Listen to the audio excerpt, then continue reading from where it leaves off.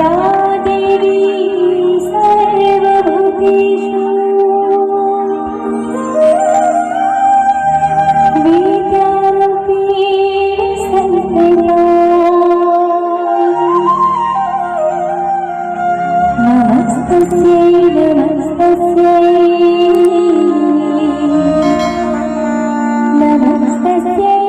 नमो नमः। वक्रतुंड महाकाय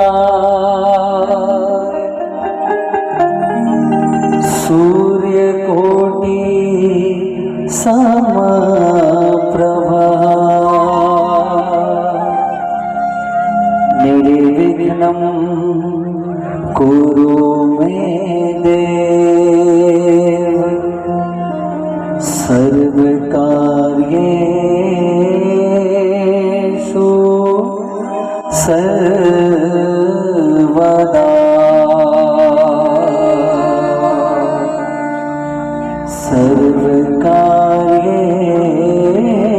सर्वकार्येषु सर्वदा।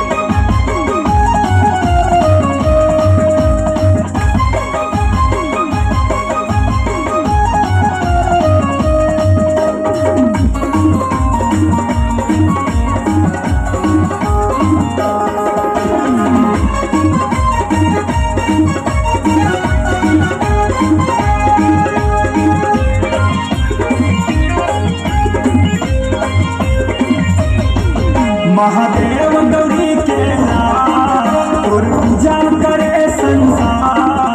महादेव गौरी के नाम तोर पूजा करे संसार। तोला बंदा हो गणराज तोला सुमरा हो गणराज। तोला बंदा हो गणराज तोला सुमरा हो गणराज। महादेव गौरी के नाम तोर पूजा करे संसार। महादेव गौरी के नाम तोर पूजा करे संसार।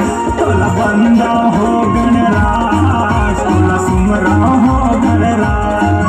तोला बंदा हो गणराज तोला सुमरा हो गणराज।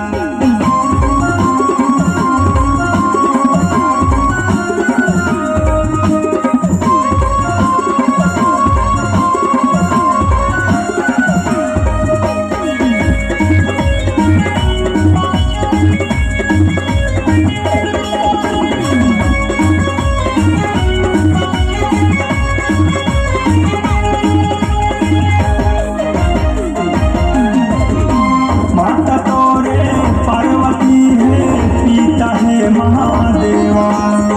रिद्धि सिद्धि तोर चमर डोलावे संत करे तोर सेवा। माता तोरे पार्वती है पिता है महादेवा।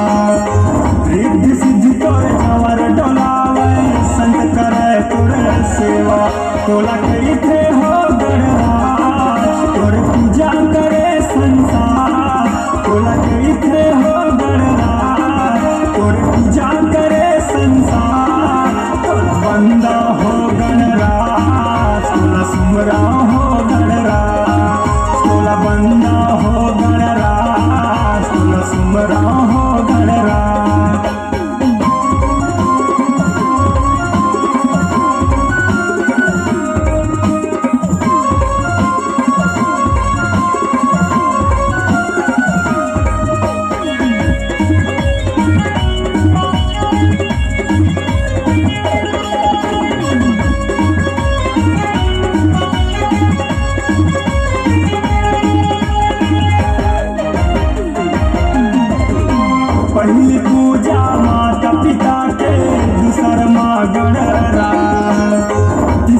पूजा बिना के भजैया चौथा संत सामा।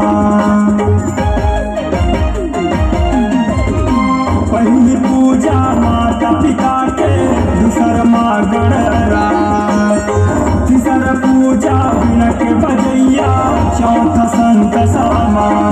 तोला कैथे हो गणराज, तोर पूजा करे संसार। तोला कैथे हो गणराज, तोर पूजा करे संसार। तोला बंदा हो गणराज, तोला सुमरा हो गणराज। तोला बंदा हो गणराज, तोला सुमरा हो गणराज। महादेव गौरी के लाल, तोर पूजा करे संसार। महादेव गौरी के लाल, तोर पूजा करे संसार। तोला बंदा हो गणराज, तोला सुमरा हो गणराज। तोला बंदा हो गणराज, तोला सुमरा हो गणराज। तोला बंदा हो गणराज, तोला सुमरा हो गणराज। तोला बंदा हो गणराज, तोला सुमरा